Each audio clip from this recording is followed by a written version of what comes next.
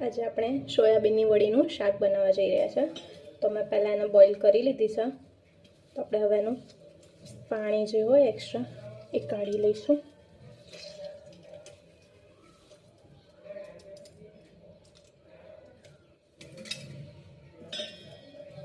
બે 3 minute boil રાખીશું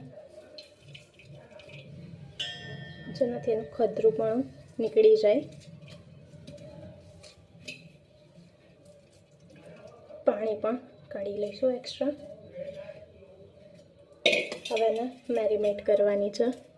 તો આપણે પહેલાં ગરમ મસાલો, હળદર, મરચું અને ધાણા જીરું પાવડર ચારે વસ્તુ મિક્સ કરી લઈશું।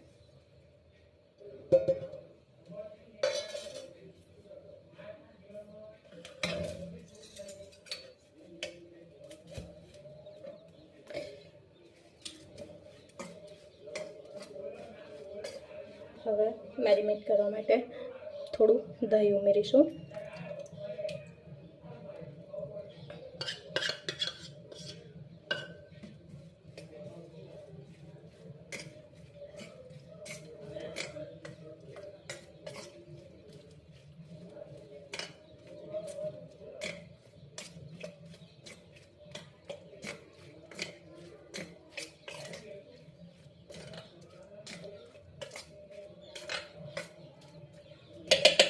બે થી 4 મિનિટ એને રહેવા દઈશું રેસ્ટ।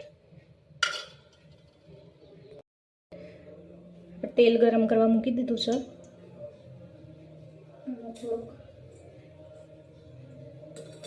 જીરું એડ કરીશું।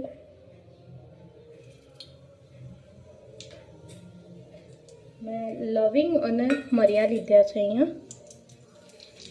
તમારી ઈચ્છા હોય તો નાખી શકો છો। હવે થોડીક હિંગ નાખી દઈશું।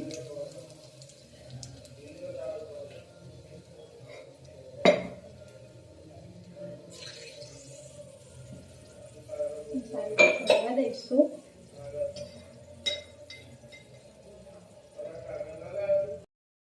હવે તેમાં આદુ, મરચાં, લસણની પેસ્ટ એડ કરીશું।